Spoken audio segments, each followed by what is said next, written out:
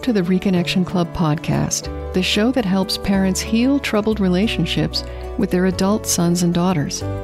I'm your host, psychotherapist Tina Gilbertson. Each week, I'll offer you compassion, clarity, and personal development tips designed to help you reconnect, not only with your child, but with yourself.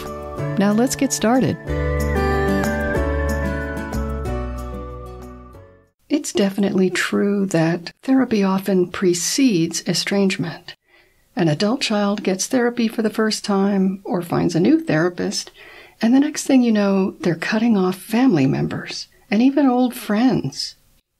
When this happens, it's very tempting to blame therapy for causing this behavior in your child. Does therapy cause estrangement? Well, I think the answer is yes and no. As you may know from your own experience, therapy invites clients to think deeply and talk about their own experiences, their feelings, and their general quality of life. In many cases, therapy is the only place where the person does this with another person as witness. So if your child went into therapy and suddenly felt the need to distance from family, it's likely because he examined his experience of those relationships, and your child decided he needed more space and perhaps some time to process what he uncovered in himself. In that sense, therapy was a catalyst for estrangement. It provided a place and the time for your child to think deeply about his relationships and decide what to do about the experience that he was having. But if you believe that your child's therapist actively turned him against you, it's important to know that most people are not brainwashed by therapists. This is a myth perpetrated, I think, mainly by people who are not familiar with therapy themselves. Therapists know that trying to brainwash clients or even trying to influence their choices is not ethical. Let me read to you something from the Code of Ethics of the American Counseling Association. That's the professional association to which I belong as a licensed professional counselor. And the ethics codes of all mental health professionals say something similar to what I'm about to read to you. So this is from the ACA's Code of Ethics, and it says, counselors are aware of and avoid imposing their own values, attitudes, beliefs, and behaviors.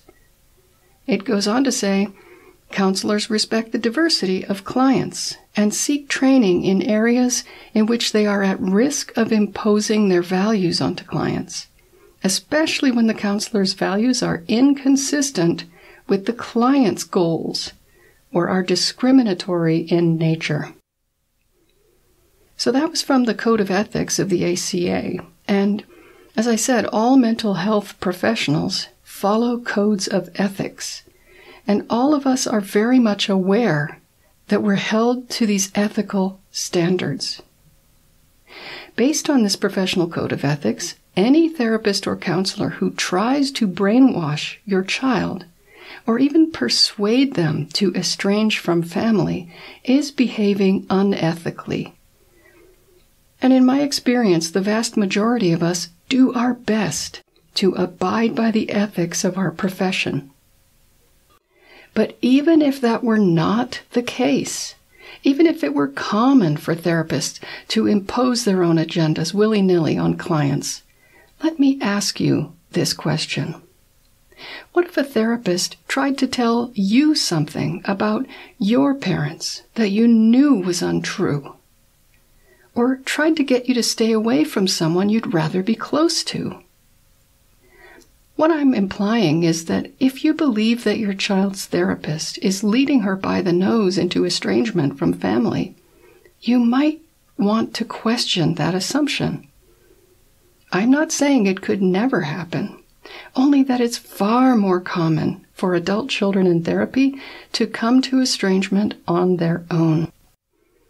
But even as I say that, I also want to acknowledge that clients in therapy typically receive support from their therapist if they decide it's right for them to back away from relationships that are not working.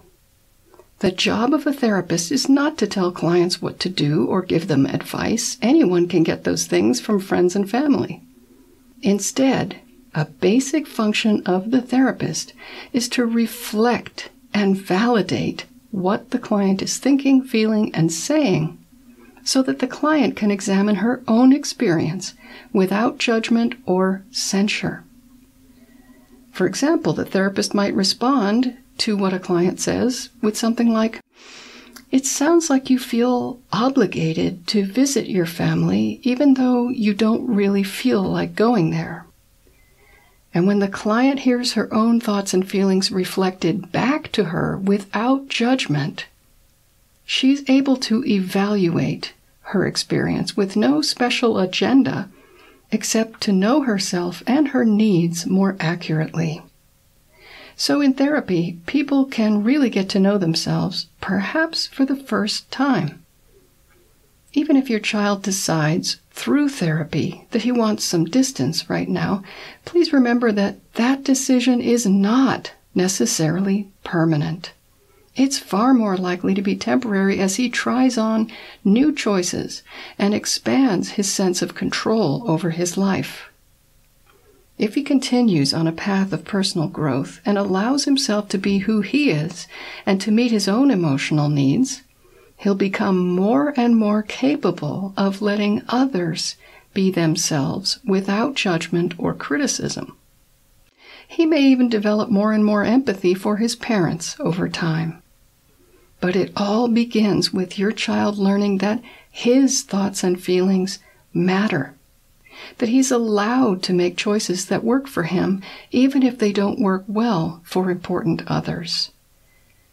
It's only by giving this attention and care to himself that he can begin to relax his expectations and complaints about others, including parents.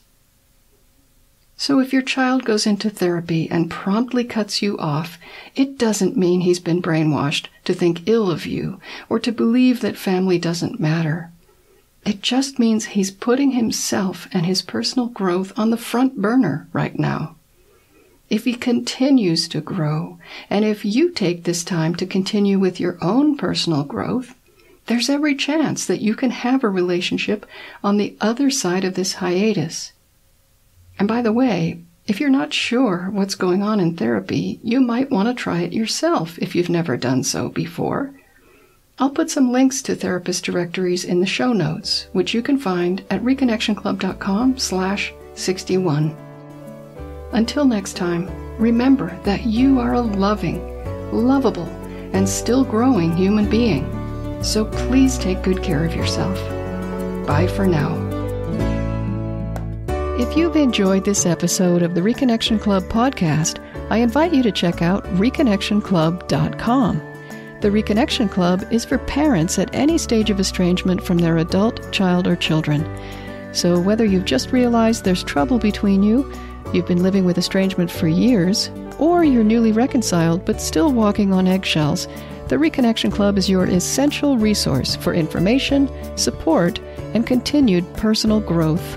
With our courses and workshops, expert interviews, monthly Q&A calls, and a friendly, active community, the Reconnection Club is a wonderful place to be for anyone suffering the pain of estrangement from an adult, child, or children. So check it out at reconnectionclub.com.